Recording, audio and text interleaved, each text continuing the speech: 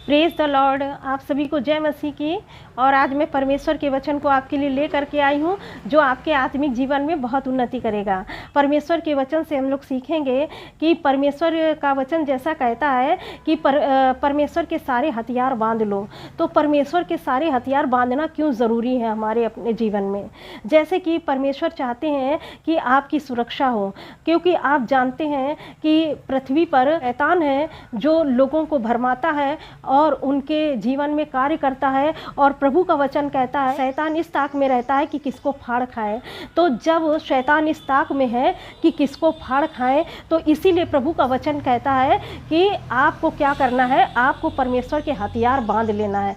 जब तक आप इन हथियारों को नहीं बांधेंगे तब तक आप शैतान से लड़ नहीं सकते हैं, क्योंकि आप जानते हैं कि प्रतिदिन वो योजना बनाता है कि किसको मैं फाड़ खाऊं, कौन विश्वास में कमज़ोर है, कौन गिर सकता है, कौन पाप में गिर सकता है। तो शैतान की बहुत सारी योजनाएं हैं जो आपके विरुद्ध बनाता है।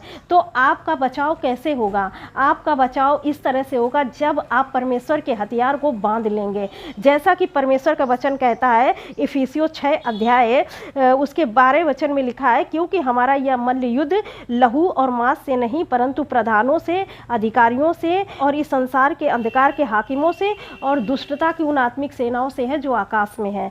तो ये जो दुष्टता की सेनाएं हैं, ये योजनाएं बनाती हैं आपको गिराने के लिए, आपको ख़त्म करने के लिए। जैसा प्रभु का वचन कहता है कि चोर किस लिए आता है? चोर चोरी करने आता है, नष्ट करने आता है।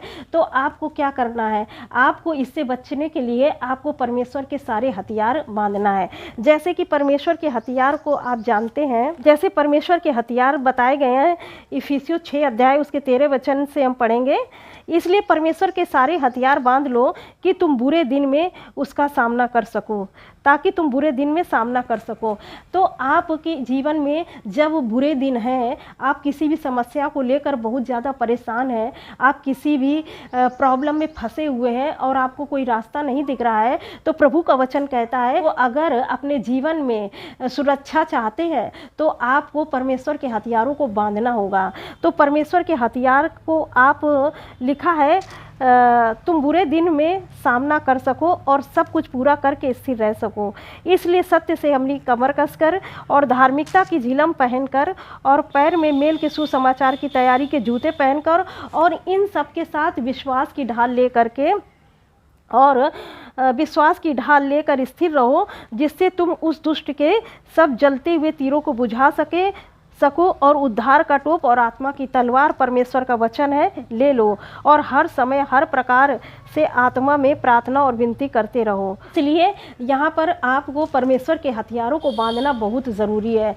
आपको सत्य से कमर कस लेना है, आपको प्रभु यीशु मसीह पर विश्वास करना है और आप अपने जीवन से झूठ को ख़त्म कर दें, क्योंकि आप जब परमेश्वर के वचन पर चलेंगे तभी आप परमेश्वर के हथियारों को ग्रहण किए होंगे। क्योंकि जैसे ही आप झूठ का जीवन जिएंगे और पाप का जीवन जिएंगे तो शैतान को पूरा मौका मिलेगा आपके जीवन में काम करने का। और जब परमेश्वर के हथियार बांधने का मतलब ये है कि जब आप परमेश्वर के हथियार को बांधेंगे ना, तो उसकी आज्ञाओं पर भी चलना पड़ेगा आपको, तभी आप शैतान के और दुष्ट के कामों से बच सकते हैं। अगर आप शैतान के कामों से बचना चाहते हैं तो आपको परमेश्वर के हथियारों को बांधना पड़ेगा। और वचन कहता है कि विश्वास की ढाल लेना है आपको, क्योंकि विश्वास बिना परमेश्वर को आप प्रसन्न नहीं कर सकते हैं। तो इसलिए विश्वास की ढाल ले लीजिए और आत्मा की तलवार ले लीजिए। तलवार क्या है? परमेश्वर का वचन है। तो जब आप देखते हैं एक हाथ में एक सैनिक होता है, एक हाथ में ढाल को पकड़ता है और दूसरे हाथ से तलवार को चलाता है, ताकि वो अपना बचाव भी कर सके और शत्रु पर आक्रमण भी कर सके। तो इसी प्रकार से प्रभु ने हमको भी दिया है कि हमको विश्वास की ढाल ले करके तब आत्मा की तलवार चलाना है। हमको विश्वास की ढाल ले करके तब आत्मा की तलवार चलाना है, ताकि जब शैतान आपके ऊपर अटैक करे, आपके विचारों में, आपके मन में, आपकी आँखों से, आपके कानों से, कि आपके मुंह से, किसी तरह से वो जब अटैक करे, तो आपके पास जो विश्वास की ढाल है, तो उस विश्वास की ढाल से आप अपनी रक्षा कर सके और शैतान के सब जलते हुए तीरों को आप बुझा सके। क्योंकि जब तक आपके अंदर विश्वास रहेगा आप स्थिर रहेंगे, और जैसे ही विश्वास खत्म किया तो वो आपके ऊपर हमला कर देगा। तो इसीलिए प्रभु का वचन कहता है कि शैतान को अवसर न दो, शैतान को अवसर न दो और परमेश्वर के अधीन हो जाओ और शैतान का सामना करो और वो तुम्हारे पास से भाग निकलेगा। जो शैतान है वो प्रतिदिन योजना बनाता है कि आपको देखेगा, आपके व्यवहार को पढ़ेगा कि आप किस चीज़ से परेशान है, किस प्रॉब्लम से परेशान है, आपके जीवन में किस चीज़ की कमी है। जब ये सब देखता है और आपको चिंता और डर में देखता है ना, तो आपके अंदर बहुत ही ऐसे विचार को डालेगा, निराशा भरे विचार डालेंगे, आपके जीवन में अशांति को देगा।